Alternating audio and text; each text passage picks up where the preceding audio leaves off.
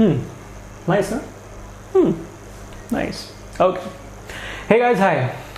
कुछ दिन पहले यार हमने 7 जुलाई को एग्जैक्टली जब सीबीएसई सिलेबस रिडक्शन हुई थी 9th and 10th के लिए, 11th and 12th के लिए भी, तो we put out that as a video and I'm very glad and proud to say that Vedantu's class 9th and 10th channel was the first channel to give you guys the information on YouTube in the entire world, and I'm really proud of that। और ये हो पाया क्योंकि आप लोगों की वजह से, आप लोगों ने मुझे बताया और मैं सीधा गया फिजिक्स केमिस्ट्री बायोलॉजी बताने के लिए, और देखते देखते अभी कुछ दिनों में वो जो वीडियो है 2 लाख व्यूज क्रॉस कर चुका है, 10,000 लाइक्स हो चुके हैं। Thank you so much for that, thank you so much for that. आप लोगों के सपोर्ट के बिना बिल्कुल भी नहीं हो पाता।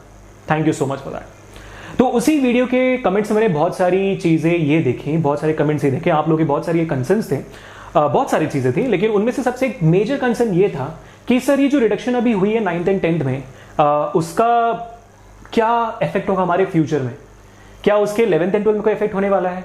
क्या हमारे जेईई एग्जाम्स में से कोई इफेक्ट होने वाला है? क्या हमारे फ्यूचर स्टडीज़ के लिए इसकी कोई इफेक्ट होगी? क्या हमारे फ्यूचर के लिए इसका कोई इफेक्ट होगा? तो बच्चों, उस सब का आंसर देने के लिए ये सेशन है, ठीक है?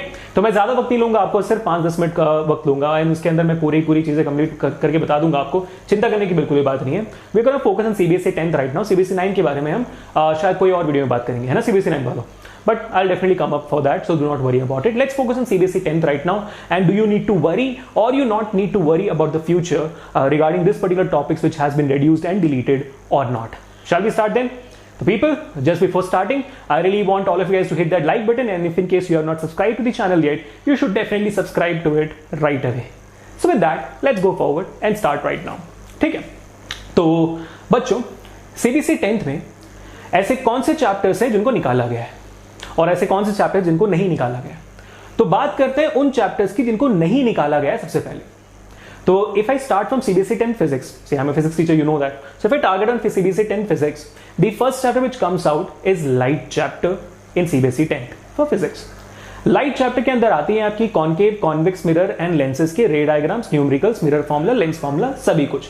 और लाइट चैप्टर में से कोई भी रिडक्शन नहीं हुआ है, and that's an absolutely good news, क्योंकि 10th स्टैंडर्ड का सबसे इंपॉर्टेंट जो इफेक्ट होती है, जो रिलेशनशिप होता है आपके हायर ग्रेड्स में, वो होता है 12th स्टैंडर्ड के साथ। 10th स्टैंडर्ड और 11th स्टैंडर्ड में कोई भी रिलेशन नहीं है when it comes down to physics.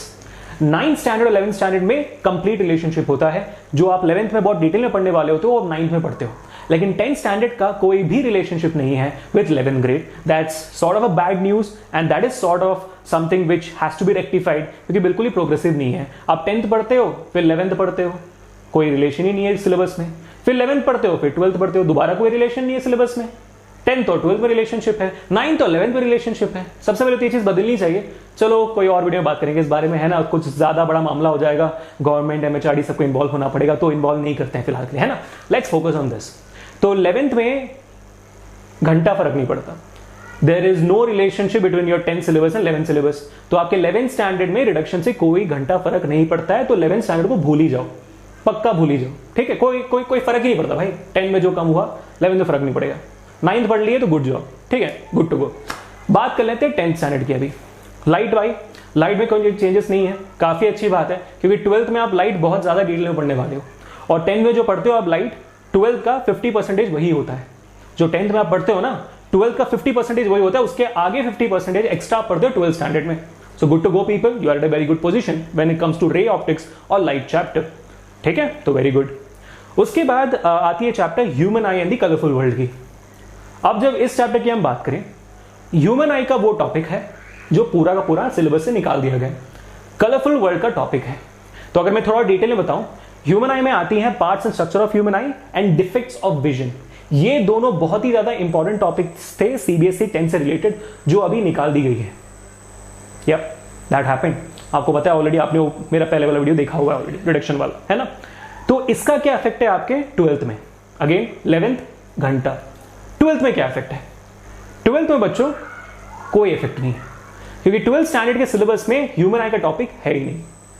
तो don't worry, there is no relationship in terms of studies, in terms of your knowledge growth, knowledge connection, knowledge bridge between 10th and 12th, you are not going to suffer anything at all between the 10th standard human eye reduction and the 12th standard syllabus. And similarly, तो ये JEE exams में भी नहीं आने वाला है, क्योंकि human आई का टॉपिक 12th और 11th में नहीं है तो वो आपके जेई के सिलेबस में भी नहीं आने वाला है. So you can be absolutely sure of it and absolutely be chilled about it.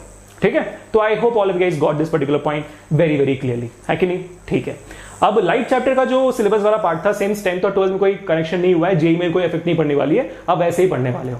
ठीक है, और जो भी चीजें मैं अभी बता रहा हूं आपको वो मैं ये भी देख के बता रहा हूं कि 12th स्टैंडर्ड में भी क्या रिडक्शन हुई है. मैंने 11th एंड 12th का भी सिलेबस देखा है और 12th का सिलेबस देख के मैं कह रहा हूं कि कितनी वहां पर रिडक्शन हुई है, कितनी इफेक्ट होने वाली है वहां पे भी, तो चिंता मत करो. ठीक है, now coming down back to electricity chapter, है ना. ह्यूमन आई के बाद आती है इलेक्ट्रिसिटी. इलेक्ट्रिसिटी में again no changes. There is literally no change in the electricity chapter for 10th standard and obviously there are no changes for electricity chapter in 12th standard also. मतलब उनके अपने changes हैं लेकिन जो आप 10th में पढ़ रहे हो वो बिल्कुल पूरी तरीके से इफेक्टिव रहेगी आपके लिए 12th में भी.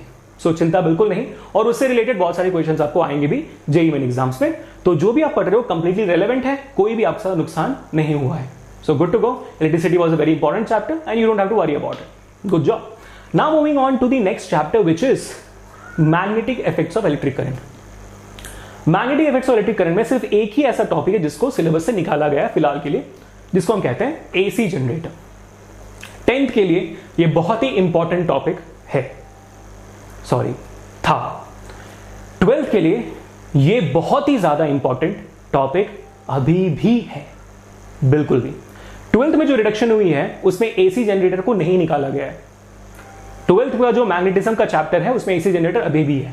तो अगर आप 10th में पढ़ते इसे तो 12th में आप लोगों के लिए आसानी होती. लेकिन अगर मैं इसे थोड़े और ब्रॉड पर्सपेक्टिव से देखूं, 10th पढ़ने के बाद 11th तो जा ही रहे हो और 11th में एक साल पता नहीं कैसे काटोगे. मेरे को लगता नहीं कि 12th में पहुंचते तक आपका एसी जनरेटर वाला कॉन्सेप्ट दिमाग में रहेगा. I don't think. तो अगर मैं ब्रॉड तरीके से देखूं ज्यादा फर्क नहीं पड़ रहा है, लेकिन हम में से बहुत सारे बच्चे ऐसे होते हैं जो बहुत ही स्टूडियस होते हैं, जो हमेशा चीजों को याद रखते हैं. तो जो बच्चे 10th में नहीं पढ़ रहा है उनको एसी जनरेटर 12th में बहुत नया लगेगा, बहुत ज्यादा नया लगेगा. It would be a new concept for them. तो हाँ, वो एक छोटा सा नुकसान हुआ है. लेकिन उसके अलावा 11th का इतना लंबा एक साल पूरा देखकर मुझे लगता नहीं कि 12th में आपको इसका इफेक्ट फील होगा. So don't worry about it. और 12th में एसी जनरेटर से वेरी इंपॉर्टेंट टॉपिक है उसके बोर्ड एग्जाम, 12th के बोर्ड एग्जामिनेशन में, और हालांकि जेईई में बहुत बार इसके रिलेटेड क्वेश्चन आ चुके हैं. तो गुड जॉब. 12th में ध्यान से पढ़ लेना इस बारे में. ठीक है, चलो. या तो कोई यूट्यूब वीडियो उठा देना या तो मेरा कोई वीडियो उठा देना भाई, एसी जनरेटर पे बना कर रखा है ऑलरेडी, देख लेना, मजा आ जाएगा. डोंट वरी, आधे घंटे का सेशन होता है, देख लेना, है ना, कभी ना कभी जब मौका मिल, जब फ्री रहो. ठीक है. Now moving on to the last and the final chapter of physics, जिसको हम कहते हैं सोर्सेस ऑफ एनर्जी. यार सोर्स ऑफ एनर्जी में बड़ा दुख आया मुझे, इतना ज्यादा दुखी हो गया मैं. पूरा चैप्टर ही निकाल दिया सीबीएसई ने. तो 5 चैप्टर होते थे फिजिक्स में, 5वां चैप्टर ही निकाल दिया. बाकी 4 चैप्टर बचे, उसमें भी यहाँ वहां कुछ निकाल दिया. लेकिन सोर्स ऑफ एनर्जी का पूरा चैप्टर निकाल दिया. अभी आप लोग पूछोगे मुझसे कि सर सोर्स ऑफ एनर्जी का कोई इंपैक्ट है क्या? बिल्कुल भी नहीं है. There is no impact of source of energy howsoever in 11th और 12th ग्रेड्स. तो रिलैक्स, चिल, कुछ नहीं हुआ है अभी. ना ही आपके फ्यूचर में इफेक्ट होने वाली है. इतनी सारी चीजें फ्यूचर में इफेक्ट नहीं होने वाली है. मैं इसलिए बोल पा रहा हूं आपको क्योंकि मैं अभी आपके फ्यूचर में खड़ा हूं, है ना. अब मैंने स्कूल खत्म कर दिया है, कॉलेज खत्म कर दिया, मेरे को पता है कि कौन कौन सी टॉपिक आपके फ्यूचर में काम आ सकती है, और मैंने आपको ऑलरेडी बता दिया वो सारे बारे में. तो चिंता मत करो बच्चों, चिल मारो. ठीक है. तो ऑल इन ऑल अगर मैं देखूं बच्चों, आपका कोई भी नुकसान नहीं हुआ है. When I look it into a very broader perspective या तो into a very deep perspective, कोई भी आपका नुकसान नहीं हुआ है इन terms of studies in 10th and 12th and also in JEE main examinations और योर फ्यूचर. तो रिलैक्स हो जाओ.